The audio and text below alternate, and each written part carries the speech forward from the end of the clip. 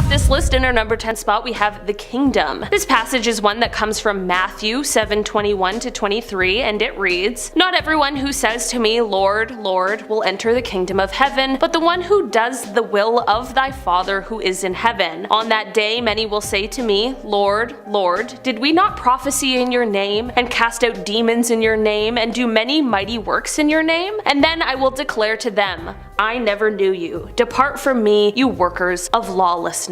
Some people feel as though this passage is suggesting that there are people out there who believe themselves to be Christians, and people who are thinking that they are going to go to heaven or paradise when they die, but in reality, they don't know God at all, and he sees things very differently than they do. Definitely drives home the fact that not all good work lands people a spot in heaven. In our number 9 spot today, we have the judgment of Solomon. When two women approached King Solomon with a question, no one had any idea of what horrors were about to ensue. The women wanted to know which one of them was the mother of the baby, and the king had quite an interesting solution. 1 Kings 3:24 reads, "And the king said, 'Bring me a sword.' And they brought a sword before the king. And the king said, 'Divide the living child in two, and give half to the one and half to the other.'" Yeah, the king suggested that they just cut the baby in half and split it. I mean, why didn't they think of that? Don't worry, no babies were harmed in this particular instance, as the true mother of the child was revealed when she sacrificed her life with the baby in order to save its life, while the other woman was on board with the whole slicing it in half thing. The passage finishes off by reading, "The king gave his decision. Give the living baby to the first woman. No one is going to kill this baby. She is the real mother." The word got around, everyone in Israel's heard of the king's judgment. They were all in awe of the king, realizing that it was God's wisdom that enabled him to judge truly. In our number 8 spot today, we have the destruction of Sodom and Gomorrah. This story starts off when angels begin trying to visit Lot, who is a very devout and pious man. Things quickly go awry, however, as before they can enter his house, they are attacked by an angry mob from Sodom. Lot tries to save the angels, and to do this, he offers up his own daughters to the mob. I mean, like I mentioned, he's very devout, so I'm sure he means well, but if I was one of those daughters, I would have been pissed. Thankfully, the angels end up finding a different alternative. They instead blind the mob, and the daughters are spared. The angels then lead Lot and co. away from the burning city. As they leave, however, Lot's wife looks back on her burning home just to get like one last glimpse.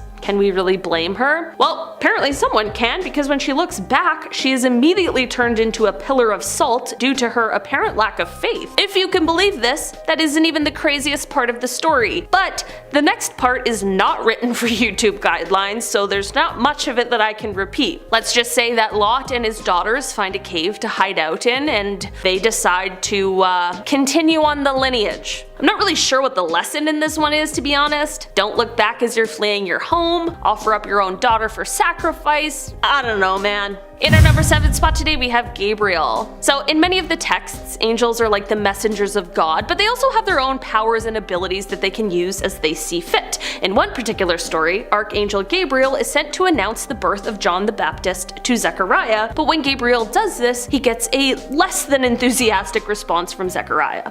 In fact, this response was one of protest, and Gabriel did not like that. He said, "I am Gabriel, I stand in the presence of God, and I have been sent to speak to you and to bring you this good news. But now, because you do not believe my words, you will become mute, unable to speak until the day these things occur." Yeah, the guy didn't like being dismissed, so he just took away his ability to speak for a bit to teach him a lesson. I guess the lesson here is to listen to an angel if it appears to you and tells you that you're gonna have a kid? I'm not sure. At the end of the day, it's a bit of a dark way to deliver the good news. He's like, do you want the good news first or the bad news? In our number 6 spot today, we have John the Baptist. This tale starts off when King Herod had John the Baptist imprisoned after he spoke out against the king for divorcing and then remarrying his own brother's wife. While in jail, the king was throwing a huge party, and part of the entertainment was when the king's new stepdaughter was dancing for all the men. The king became completely enthralled with her. I know, I'm creeped out too, but he is so obsessed that he offers her anything that she wants. She has quite an unexpected answer, however, as her response is that she wants John the Baptist's head brought to her on a platter. The king doesn't really want to do this, but he also promised her anything she wished, and this was what she wanted. Thus, the beheading of John the Baptist took place, and she was served his head on a platter in front of the whole party. Imagine you're just like enjoying a nice charcuterie plate, some wine, enjoying the party, and then someone brings out a head on a platter.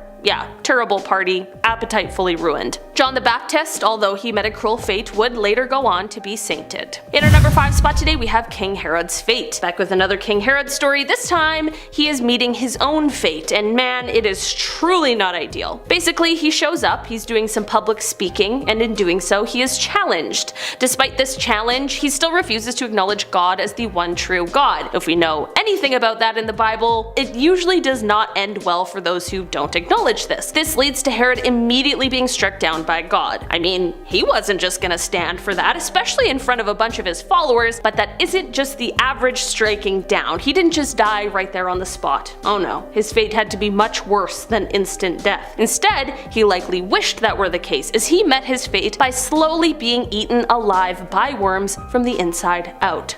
Slow, agonizing, completely dreadful. This story truly is not for the faint of heart, but it serves as a great reminder for those who believe in the stories of the Bible. In our number 4 spot today we have the 4 horsemen of the apocalypse. These 4 entities are described as part of the prophecy by John in the book of Revelations. Many people take their story to mean that these horsemen are those who will bring the apocalypse and that they are the harbingers of the last judgment. It is said that pestilence or plague will ride in on a white horse, war on a red horse, and famine on a black horse, and death on a pale horse. The story in the Bible speaks of how a quarter of the Earth's population will be killed by a combination of all of the horsemen. All in all, while these horsemen definitely have creepy descriptions, nothing is as creepy as the thought of them bringing the apocalypse with them. In our number 3 spot today we have Joram and the Mothers. For this one, I'll start with the passage and we can dive into what it all really means after. So 2 Kings 6:28-29 reads, "And the king said unto her, What aileth thee? And she answered, This woman said unto me, Give thy son, that we may eat him today, and we will eat my son tomorrow. So we boiled my son, and did eat him. And I said unto her the next day, Give thy son, that we may eat him, and she hath hid her son." If you didn't quite catch that,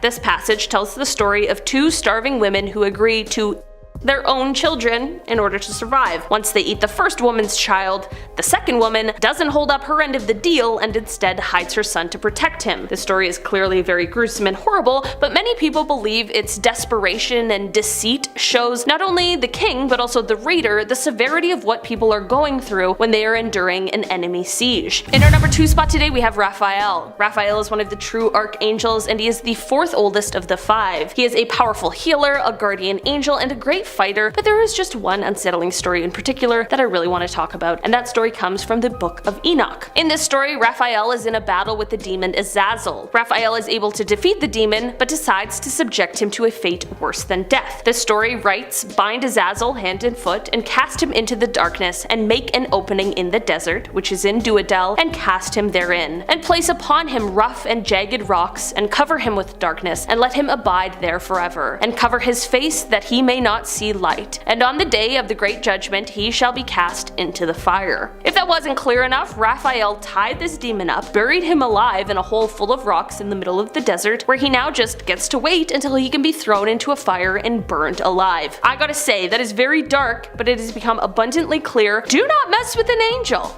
okay?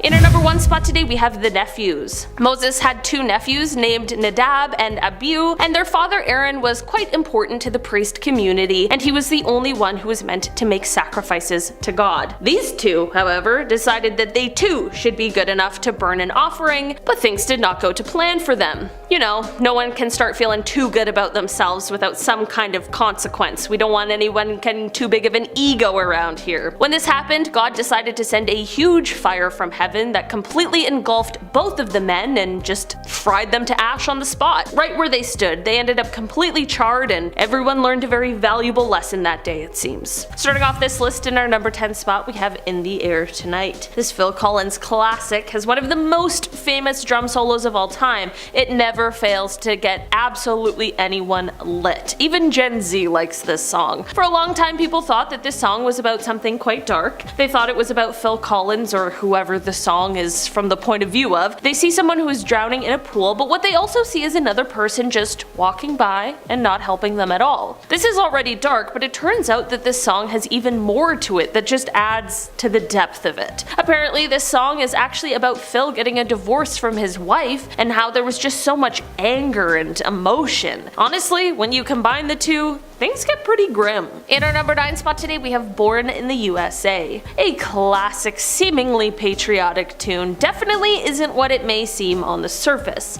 Of course, this Bruce Springsteen classic has been played at many a 4th of July barbecue. I mean, the album cover itself features a big American flag, but when we really dive into the lyrics, we see a very different story. This song is actually a bit of an attack on American pride, mostly in relation to the Vietnam War, as well as the troubles that the regular working American would see day to day in the country. While we tend to belt the chorus at the top of our lungs, the meat of the song is really in the lyrics of each verse. In our number 8 spot today, we have Kill Jay-Z. This Jay-Z track is the first song on the album 444. This song is mostly about the killing of his ego and a reflection on his past mistakes and how he handled them, but there are some very dark moments hidden in this song. There are a couple moments he discusses his childhood that are very dark, but the main one I want to talk about today is a moment from when he was older in 1999. On December 2nd of that year, Jay was at a release party for Q-Tip's debut album, Amplified. Before the party, there were bootleg copies of Jay-Z's upcoming album floating around all throughout the hip-hop world. At the party was Lance Rivera, who is a music producer, and it was rumored that he may have had something to do with the leak of Jay-Z's album. After a confrontation at the party quickly turned into a physical altercation, Jay-Z ended up stabbing Lance. He later turned himself in, and while he was facing a possible 15-year sentence, he ended up with only 3 years of probation. In our number 7 spot today, we have Pumped Up Kicks. Pumped Up Kicks and the band Foster the People really rose to fame in 2011 as a catchy indie pop tune, but it hides a pretty gruesome message. The song was originally released online as a free download and helped the band gain a multi-record deal with Columbia Records. The songwriter, Mark Foster, wanted the lyrics to reflect the thoughts of an extremely troubled and homicidal young person. Mark saw a trend in the rising mental illness rates among young people, and he wanted to bring awareness to the issue. Music is definitely a very smart way to try and get through to teenagers and young adults, and the song did just that, as it spent 8 consecutive weeks at number 3 on the Billboard Hot 100 chart. Although it's easy to get lost in the upbeat melody of the music, when you really listen to the lyrics, you get the true message of the song. In our number 6 spot today, we have Drink a Beer. Calling all country music fans, this Luke Bryan tune makes you just want to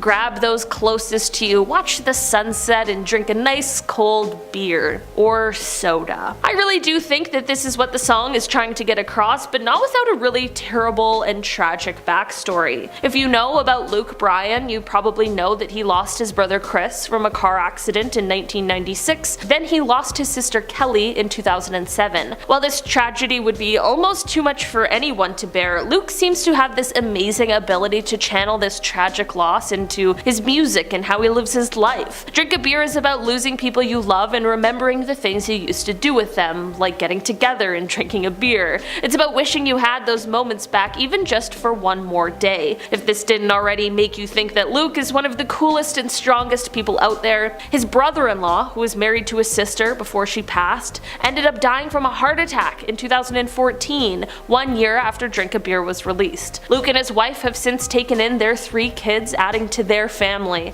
It's unbelievable how they just keep on keeping on, but it makes me feel very inspired. In our number 5 spot today, we have Chandelier. Whether you know this song for Sia's huge vocals, the catchy chorus, or the gorgeous music video that features a young and amazing Maddie Ziegler, it's no doubt that you've belted this one out at some point or another. While this song is extremely catchy, not everyone knows the tale the song is actually telling. I can admit that I had no idea that this song was about Sia's previous struggle with addiction. Although she's been sober for years, she recounts the feeling of not being in control and having a lack of concern for her future. It's very unfortunate that Sia had to endure these struggles, but I'm very happy for her being able to overcome her addictions and live a sober life. In our number 4 spot today, we have Semi-Charmed Life. The Sky Was Gold! Everyone loves this song. It's one of those ones that just gives you like an instant boost of serotonin, and that might be exactly what Third Eye Blind was intending on when they created it back in the 90s. What people don't necessarily realize is that this song is actually about a couple getting together and getting intoxicated on some pretty serious substances. In an interview with Billboard, the lead singer Stephen Jenkins explained that the happy melody was incredibly intentional, as they wanted the music to reflect the quote, bright shiny feeling you get on Speed. I'm not gonna lie, I've heard this song way too many times to have not realized that this is actually about. Used to be on a playlist of a restaurant I worked at, so I used to listen to it like every day for 5 years. In our number 3 spot today, we have Creepin'. Creepin' by Eric Church is quick-paced and upbeat, and the driving drum hits give it a really cool feeling before bursting into this explosive chorus. It seems like this song could be about a multitude of things. At a first listen, I thought it was about hunting. I'm not really sure why I thought that, but just like gave me that sort of vibe. So I was a bit surprised when I found out what the song was actually about. Turns out this one is about not being able to get out of your own head and kind of like a descent into madness. This song also describes all of the ways that he's tried to drown out his memories with a lot of illicit substances, as well as alcohol and caffeine. Probably not the best combination, as at the end of the song he talks about getting a little too deep and almost losing his life as a result of it. In our number 2 spot today, we have I'll Be Home for Christmas. Okay, I know it's a bit too early at this point, but for this spot I am going to be talking about a Christmas tune. I'll Be Home for Christmas is truly a holiday standard.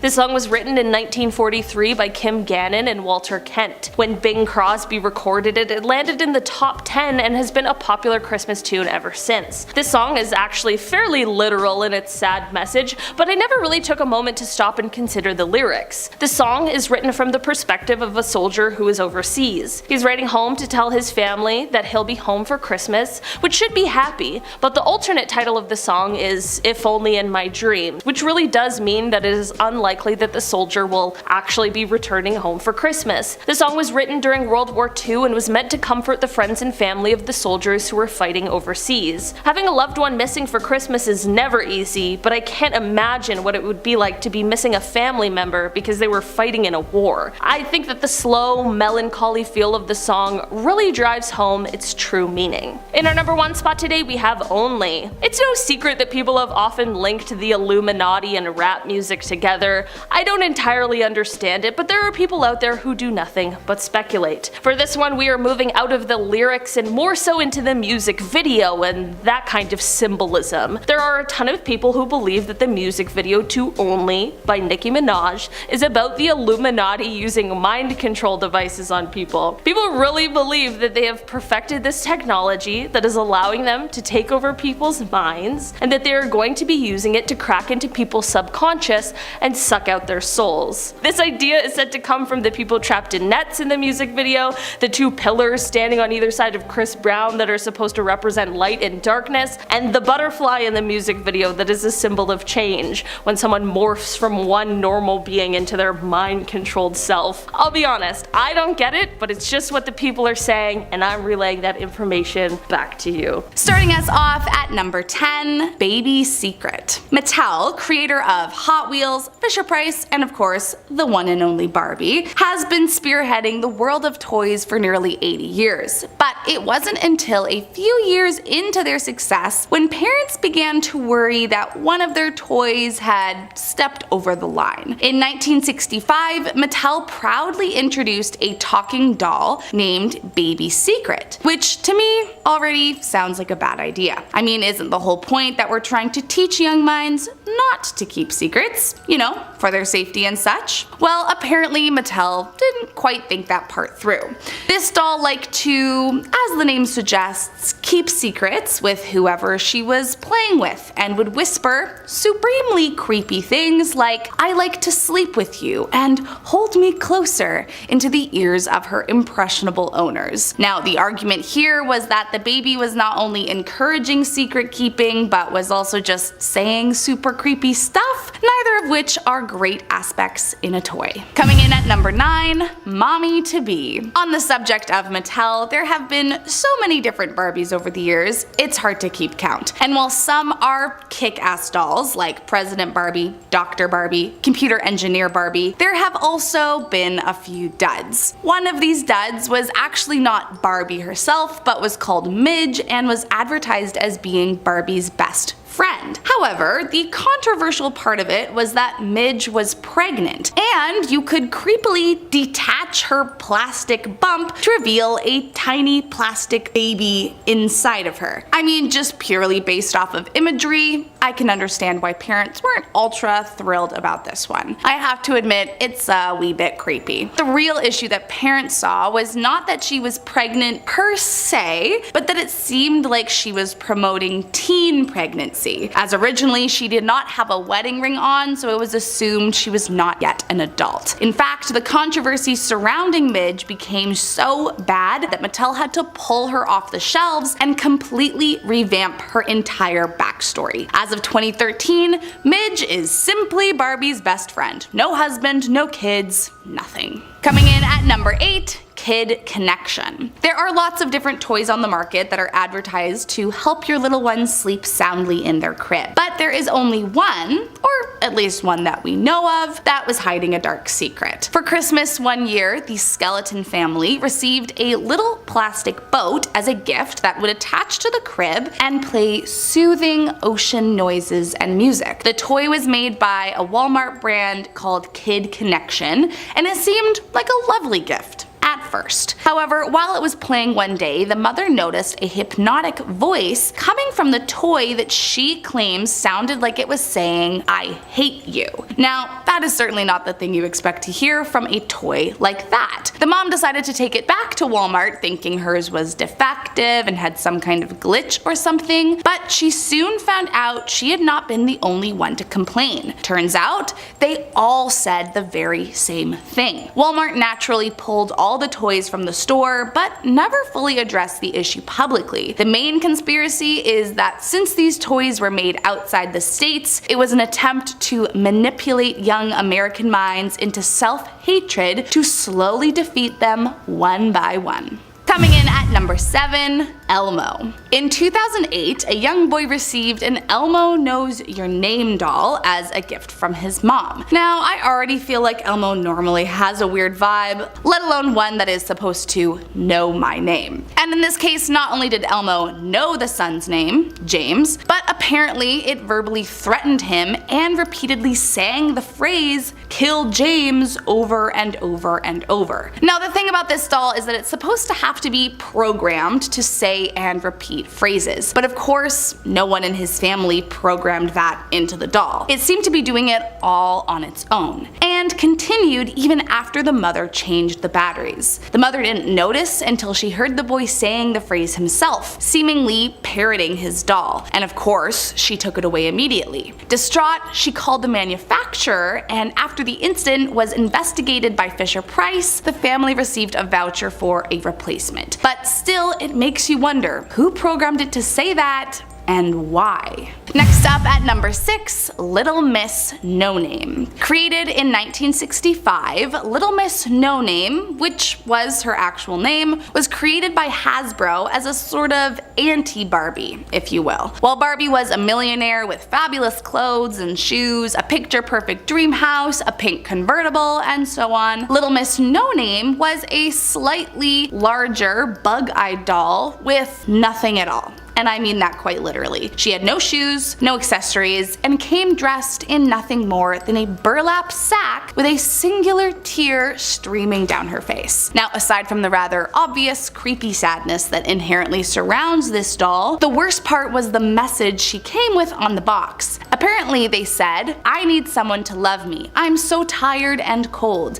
Please take me home with you and I will be yours to hold." You could also find a saying like, "I want to learn to play. Please take me home with you and brush my tears away." Now, I think the idea was that she was a girl in need of help and love, and that you, the owner, could care for her. So while I think the heart was in the right place with this creation, parents weren't really sold on the message it was sending kids. It wasn't inspirational or independent, and it may have been an unhoused girl or maybe an orphan. I'll be honest, it's a little unclear, but either way, parents were not too thrilled with the message this one was sending to their kids. Coming in at number 5, Velcro Throw and Catch. I don't know about you guys, but I remember playing with these all the time when I was a kid. Basically, it's like a little disc covered in Velcro that comes with a tennis ball, and the idea is that the ball sticks to the catcher when you throw it. A classic, simple and innocent toy. At least for most people. For two brothers in the UK, it was quite the opposite. After playing together for the afternoon, they left the Velcro discs out in the backyard. But it just so happened that a heavy rainfall came pouring down shortly after that coincidentally allowed the Velcro to start peeling off the back. Now, as moms do, their mother noticed that the boys had left their toy out in the rain, so she went to go put them back where they belonged, only to find a disturbing image hidden underneath the Velcro backing. Underneath was a creepy image showing a boy who appears to be flinging his own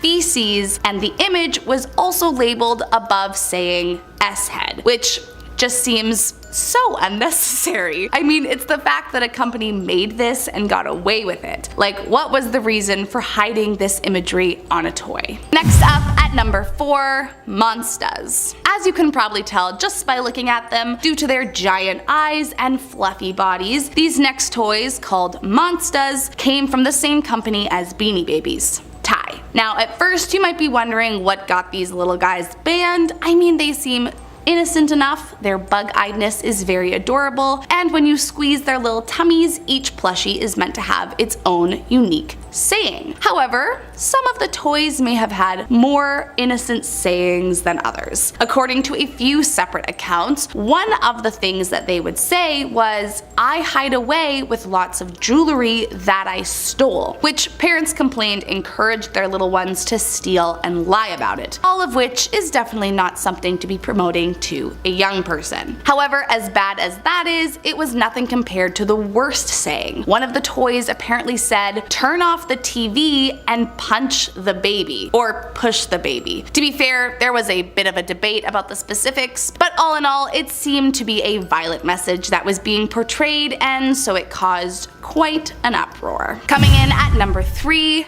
Cuddle and Coo. Released in 2008, the Little Mommy Cuddle and Coo doll came into some serious controversy after it began to allegedly babble a few things that were not so innocent, along with the predictable babbles like goos, gaz, and mamas that this doll was advertised to say. The doll came under heat after some people claimed that it said Islam is the light, and parents accused the company of trying to coerce religious ideology onto their kids. Now, if this is what it's actually saying, that would be wild. Is that what you guys hear too? I have to admit, I kind of hear it. However, that wasn't the only bit of controversy this doll saw prior to its ban. Other parents complained their Cuddle and Coo doll said something along the lines of "Satan is king." Now, once Satan comes into the mix, there's always the fear that we're actually dealing with some kind of demonic possession rather than a messed up hidden message, but who's to say? Really,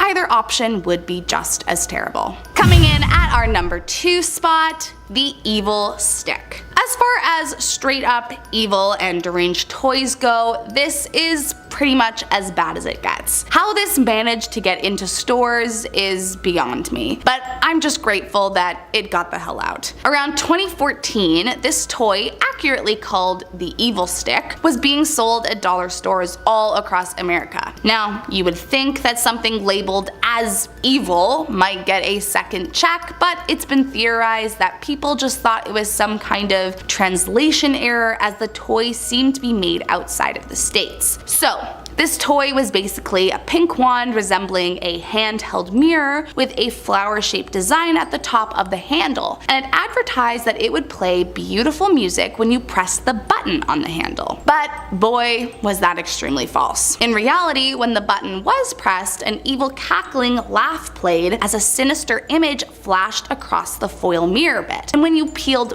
back the foil, it revealed a horrifying image that truly would have scarred any pair of young eyes. I for one know that if I had seen this as a kid, I would not have been sleeping that night. The image behind the foil was a demonic looking girl hunched over with sharp teeth and bleeding red eyes. But most disturbingly, she was harming herself. To this day, no one knows exactly who was responsible for creating this hellish toy or how it got approved to be in stores, but some people out there believe believe it was a ploy to indoctrinate people into harming themselves by attempting to expose them and neutralize them to that kind of horrible imagery. I mean, top to bottom, this toy was just straight up evil. And last up in our number 1 spot today, the monster truck symbol. Now, there have been some evil toys on this list, but none of them hold a candle to how twisted and evil this last one is. One mother became an overnight sensation after she discovered that the small hot pink monster truck plushie she had bought her daughter at a monster truck rally was hiding the darkest message one could imagine. After some investigation, she discovered the small heart symbol on her daughter's new toy is called the